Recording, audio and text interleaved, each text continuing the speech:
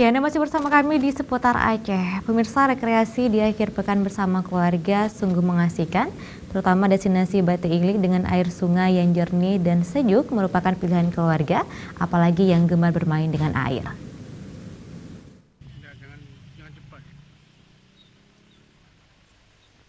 Ratusan wisatawan lokal membanjiri tempat wisata Batu Ilik, Kabupaten Biren atau sekitar 170 meter jaraknya sebelah timur dari kota Banda Aceh.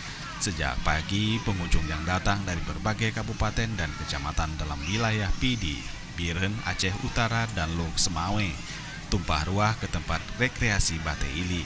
Sungai atau yang kerap disebut warga dengan Krung Batu Ilik ini memang tidak asing lagi bagi masyarakat Aceh karena letaknya di jalan lintas Banda Aceh Medan.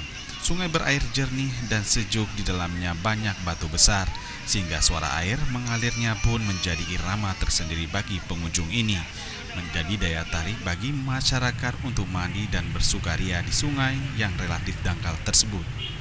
Semua orang, baik pria, wanita, dan anak-anak, hampir semuanya bermain ke dalam air sungai yang bermuara ke Laut Samalanga, Kabupaten Biren.